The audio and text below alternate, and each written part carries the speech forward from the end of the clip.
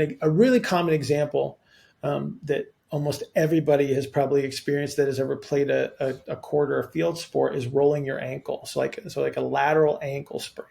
So the reason that, and sometimes it's like it hurts for a few seconds and you just kind of run it off and everything's all fine and wonderful. But in other circumstances, you have a major blowout and you have a major sprain, right? All that is a rapid expansion of that anterior lateral aspect, so the outside aspect of your ankle. You roll the foot across the heel. The synovial fluid inside the joint rapidly moves from one side of the joint to the other, and it's at such a rate that the tissues reach their constraint, and then they have to let go. Welcome to Reconsider. I'm Bill Hartman. This is the podcast to challenge you to ask better questions, to look beyond traditional models of thinking and arrive at better health and fitness solutions.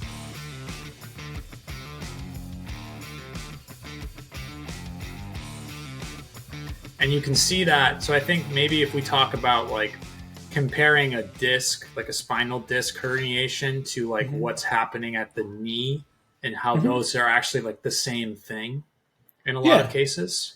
Yeah. Maybe we can show these two as like a sort of a coherent example. So yeah, both are representative of a focal, like a small space that is expanding for whatever reason it may be. In a lot of cases, it's actually to slow movement down, right? We're trying to create a strategy that so like, especially a disc herniation. So when we walk, we have connective tissue behaviors. So your fascia, your tendons, and all that stuff changes shape, and it actually controls how fast you move forward. Sometimes, because of the orientations and positions of the body, there's certain segments that will go forward faster, and you still need to slow down. So every time your foot strikes the ground, there's a deceleration that has to happen. The connective tissue behaviors are actually very, very good at doing that. But if I'm in a situation where the connective tissue behaviors can't do that, then I tend to rely a little bit more on structure. And so you look at a disc herniation or a spondylolisthesis or something like that. One is a disc, one is a bone. They're both deceleration strategies, right? So it's a change in the shape of a physical structure to actually create a delay, if you will, in moving forward too quickly. The expanded representation of the knee could have been an attempt to do the same thing, whether it's happening, over a longer period of time or whether it's happening acutely. Right. So if you have some type of posterior lateral herniation of a disc, it's very likely that you have some type of posterior lateral yielding or expansion in your knee. Entirely possible. And you could also see that in your head. You could see that in your ankle. You could see that in your hand and your wrist. Sure. Again, it all has to do with positions, right? If you see a baseball pitcher with a medial elbow problem, it's usually an expanded representation of the medial elbow, which means that you've got a compression on the outside of the elbow, expansion on the inside of the elbow, and then that's why you would see the structural changes over time. Or in the acute situation, then you have a really rapid expansion. So, and a really common example that almost everybody has probably experienced that has ever played a court or a field sport is rolling your ankle. So like a lateral ankle sprain. So the reason that, and sometimes it's like it hurts for a few seconds and you just kind of run it off and everything's all fine and wonderful. But in other circumstances, you have a major blowout and you have a major sprain, right? All that is a rapid expansion of that anterior lateral aspect, so the outside aspect of your ankle. You roll the foot across the heel. The synovial fluid inside the joint rapidly moves from one side of the joint to the other, and it's at such a rate that the tissues reach their constraint, and then they have to let go because they can't withhold the water pressure. Right.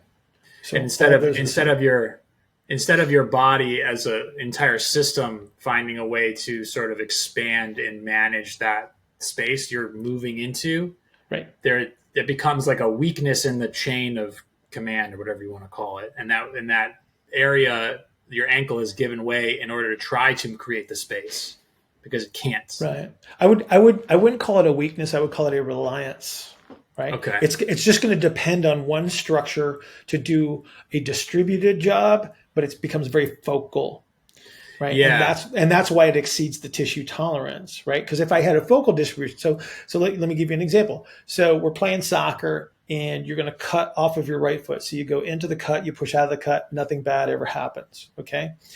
Now you're in a game situation, a little less controlled.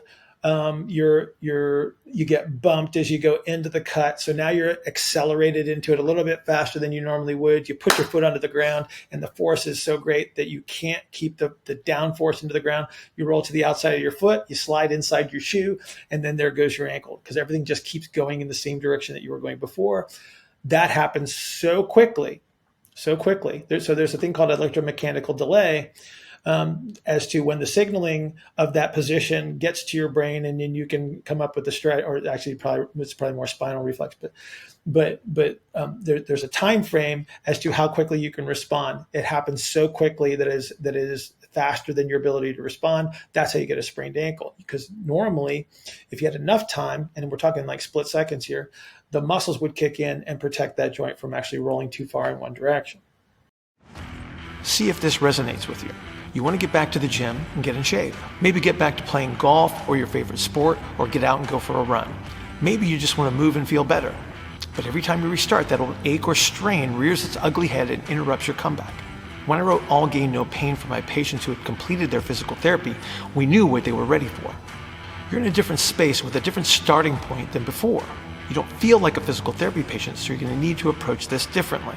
With some guidance, you'll first need to reconstruct your movement foundation that takes your physical structure into consideration.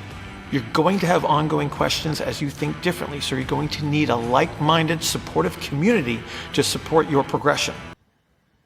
That's typically, so another example of that delay would be like typical hamstring strains. When people think that they strained their hamstring is very likely not when they did. And yeah, I know this is something that, okay, so this is something where like the research people are going to come after me with their pitchforks. Yeah. Well, there's two places. There's two places where you could most likely result in it. They're both represented as very strong representations of internal rotation, and if you are externally rotated in that circumstance, you are more likely just to strain a hamstring, right? Yeah. One is with when the foot's in contact with the ground, and they agree with that, and then they will say that at the end of the swing phase is where you would most likely see the other. And I think they give too much credit to the one at the end of swing phase, because I think that because of the amount of downforce into the ground, I think that that's a more likely candidate. And then it's really hard. It's really hard to pin this down. Because think about it. So if I hit my foot into the ground, I'm a sprinter, my foot hits the ground and I strain my hamstring. Don't quote me on this, but if you like stubbed your toe, I think it's like 300 milliseconds to get to your brain. Yeah, you almost have an opportunity to be like, here it comes. Yeah, all you got to do is stub your toe in the middle of the night and you hit it, you hear the sound, you go, oh man, this is not going to be good. I know. But the same thing would happen, right? And granted, hamstrings are maybe, half a leg closer. Yeah. Right. Half a leg closer to your brain. So it might happen a little bit quicker, but typically you would respond at a different point where your foot actually might be off the ground. And so maybe that's why they give that credit. Again, I'm not going to say that I know better than anyone else. I'm just going to say that those are the two most likely representations. Yeah. Within the spirit of this podcast of having people ask questions and reconsider, it would make it's reasonable to think what you're saying and what I was sort of purporting is just that like it's the significant force. So I want to expand upon something that you said, because I think it's a really important explanation for pain or reasoning behind why pain and injury might occur. It's when your body's attempt to put internal rotation and downforce down into the ground while the body's while the area is in an external orientation or representation. Right. And then, so the other thing before we get into that was just the with the hamstrings, like when you have your foot on the ground, you're in sort of like you're attempting to put maximum propulsion, maximum force into the ground, that's where the strain is probably going to happen to the most significant degree. And you could potentially make it worse on the swing phase if your position has kind of been sacrificed. So it could just be both, right? Right. Yeah. It could be like absolutely. I give way to the tissue, and then I pull on it even more, and I make it worse. So it's just like this double pop. Yeah. Yeah. What doesn't get discussed enough is the way that the muscles actually behave as they're changing shape, because there's a lot of twisting and untwisting that would occur. And this will show, of all places, this shows up in the stretching literature, where you'll see differences in fasciculi orientation, or you'll see it in the hamstring training literature, where they'll see differences in fasciculi orientation without any reference to the changes in the bony positions. If you actually see the difference in the bony positions, then the fasciculi reorienting themselves starts to make a whole lot of sense, because there's certain positions where we would want the muscle to be the fasciculi to be oriented in a certain way, because then it can apply greater force into the ground without the risk of the twisting that would occur that may result in the strain itself. Right. Okay, and then let's jump on board that. So I want to talk about. So we've talked about like what pain is and what it isn't. We've talked a bit about relative motions and orientations.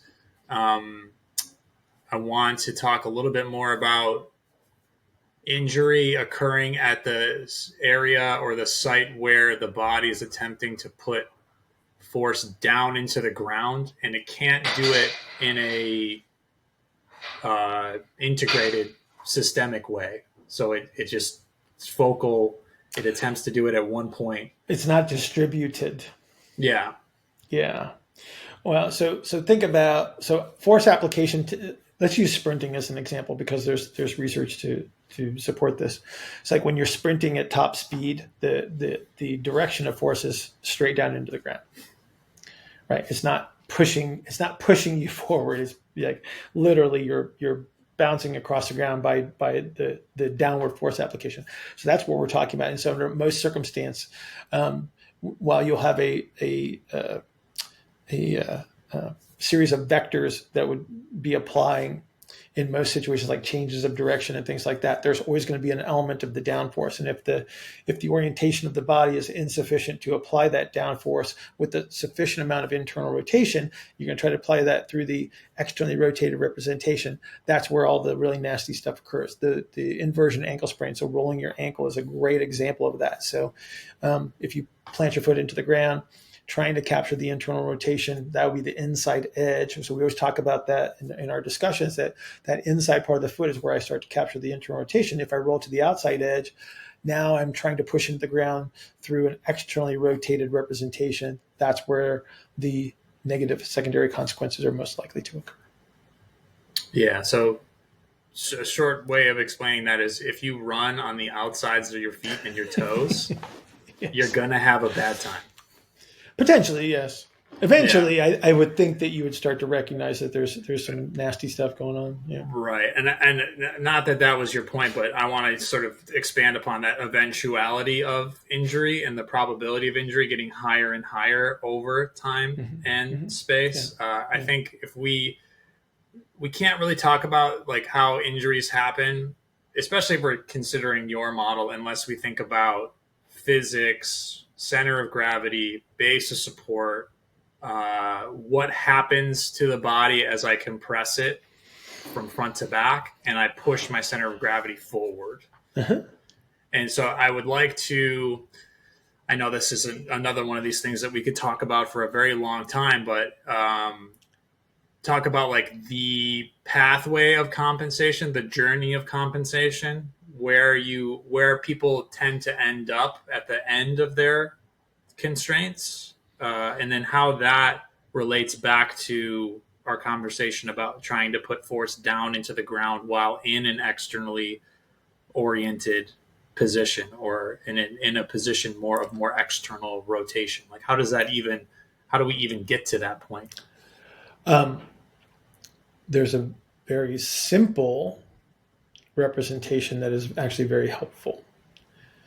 So when we look at how humans are designed, and I'm talking about like from the get-go. So we're talking embryologically speaking, everything that we are came from an externally rotated representation.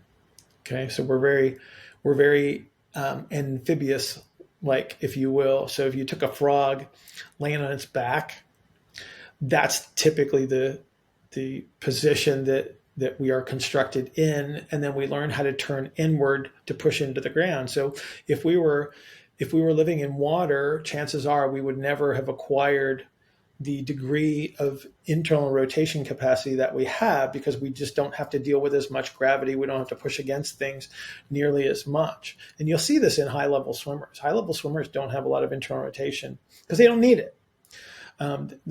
Certainly the way that they apply it into the water, it's not the same as walking on land. So I always make the joke about the swimmers not being very, very well versed as land mammals, and that's true. They're not. I've worked with several swim teams. Yeah. But with the understanding that our structural bias is towards moving away from midline external rotation, with a few exceptions in regards to archetype structure. But generally speaking, everybody's going to move into the externally rotated space because that's where you were made. It's very easy for you to go in that direction. Case in point, you'll almost never see a medial kneecap dislocation. They almost always go. In fact, I don't think I've ever seen one, unless there was like a high force, like direct blow to a knee. Typically, almost all of them are going to be in towards external rotation because that's where the patella came from. It used to be externally rotated, just like the whole lower extremity did. This is why the dorsum of your foot is on the top and not the bottom where it should be. The dorsum means back, and so it should be the back of your foot, but it appears to be the front of your foot because your legs got twisted in, right? When you learned how to roll, crawl, and then stand up, right? And so we always move in this direction. And so this is one of the consequences of being upright on two legs is that this is our bias. We will always move in this direction. We always go forward. The faster we go forward, the more we turn out away from midline. And so this is the battle that we fight by being bipedal. We're pretty good at it, but generally speaking, it's still a circus act. And we have to understand that we're always going to be trying to turn away from the ground, but we also have to push into the ground. So if we turn away, we actually lose some of our ability to push into the ground, which is why we have to use compensatory strategies to push down. Now we got a double whammy. So we're moving away from midline where we can't produce enough force. We have to cheat to produce force. And then that's where we'll go back to the beginning of the story where we got pressures and tensions and structural loads and stuff over time. Yep. And then what you're going to see are like orientations of joint position to try to direct the force back down. So as things get pushed from front to back, because we have a lot of muscles that are good at squeezing from front to back, we are always moving forwards through space and time. Gravity is making us fall forwards. So what two steps forward, one step forward. Yeah. When you squeeze and you sort of fall through space, your only options are to keep going forward and away from midline, like Bill is saying. So just imagine your foot contacts and your base of support, and the pressure with the ground is just getting farther away and then forwards onto the outside. So I end up what I was talking about earlier of running on the outsides of your feet on your pinky toes, basically. Yeah. That is your attempt to put the force down into the ground, but you're not getting that sort of internal rotation push off the inside of the foot. So in order to do that, there's going to be a give somewhere. And a lot of times you'll see an anterior orientation of a pelvis, or you'll start to see bony bends like knobby knees, or, there's a lot of knobby toes. Yeah.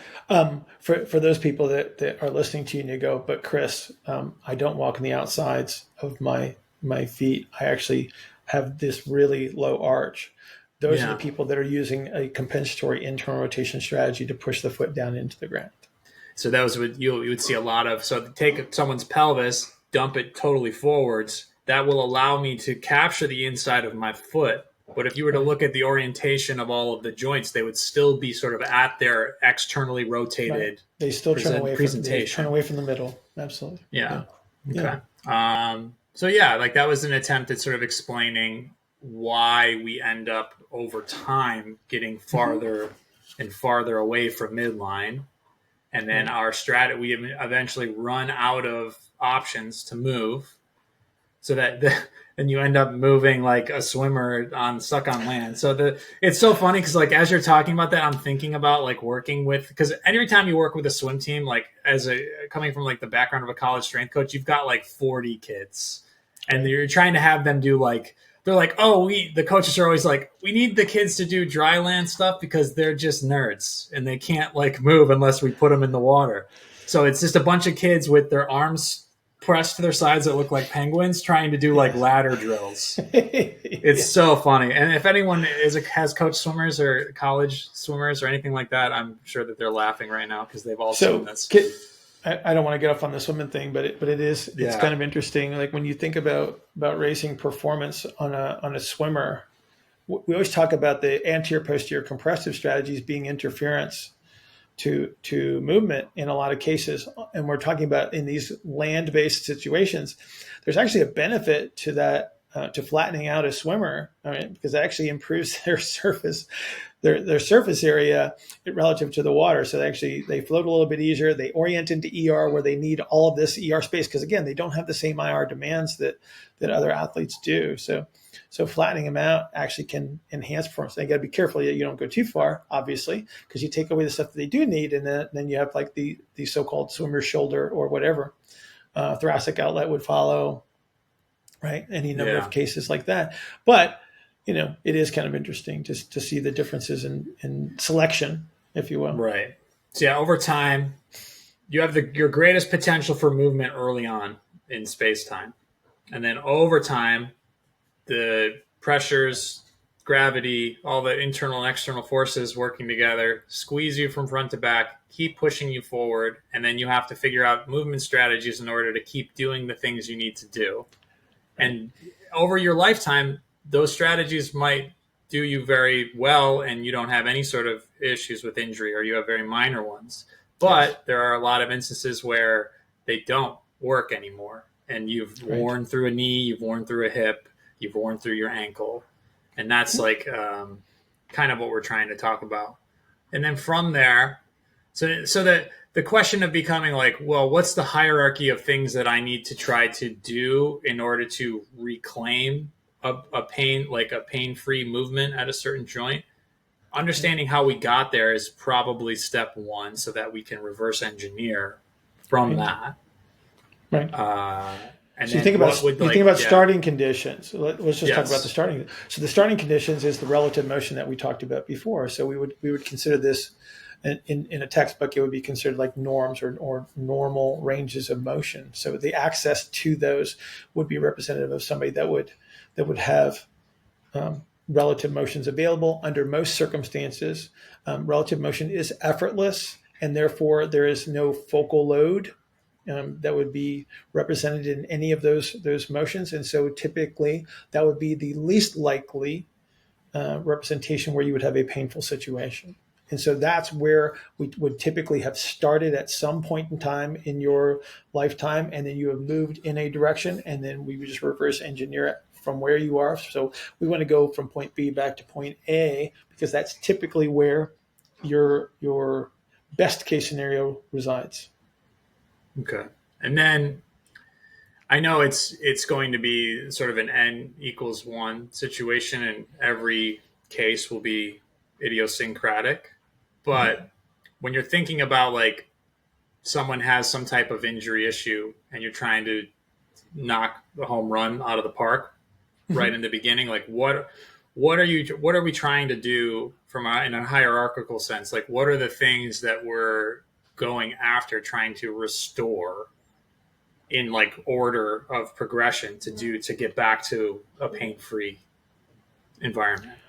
Well, you think about, so we talked about the center of gravity going forward. So you have to be able to move the center of gravity inside of the base of support. So in some cases, it's going to be a right to left movement. In some cases, it will be a front to back movement, depending on your foundational structures, right? And so the where and the when is merely dependent on what representation you show up with, right? So if we can move the center of gravity, like to do that, we actually have to recapture the ability to move relatively. So within a segment. So we could look at the knee again, and we could say that, okay, if I am at the end of my base of support, there would be no relative motion available where I could superimpose both an internal rotation and an external rotation at the same time. If I can move the center of gravity back inside the base of support, that's where that relationship lives. And so in many cases, all we have to teach people to do, and it sounds like it's crazy easy. It's a simple concept. It's just not an easy concept because we're dealing with humans.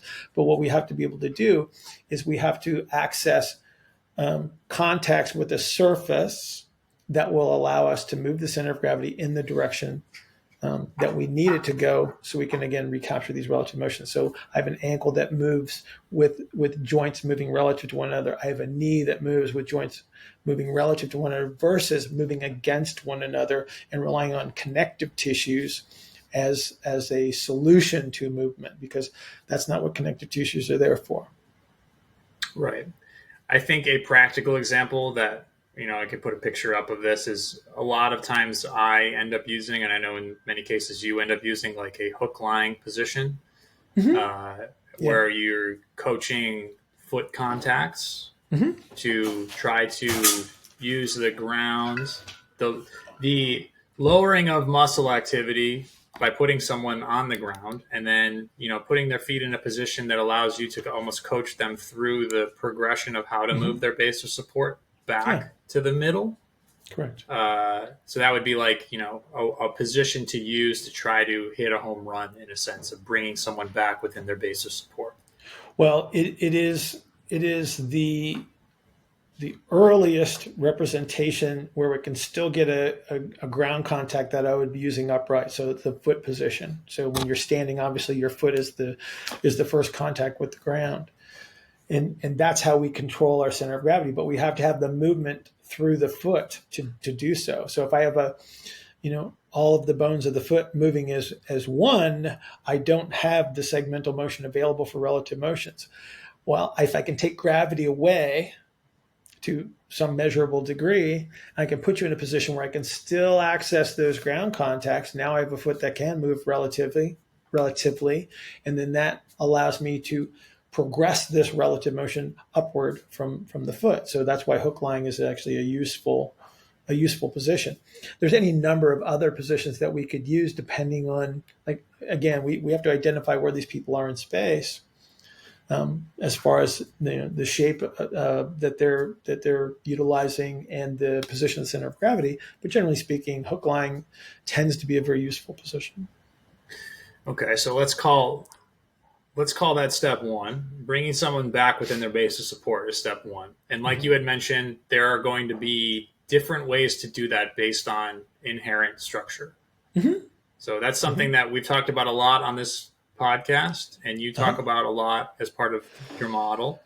And I think it's something to repeat over and over again, because it's really important to understand that the way that you might have if you and I both walk into the clinic with medial knee pain, and we're both out over our right foot, we didn't get there the same way, because I'm a very narrow person and you're a very wide person. Yes, we look like the number 10. Yeah. That means I'm number 1. There you go. And I'm a goose egg. So there you go. I'm number 1. There you go.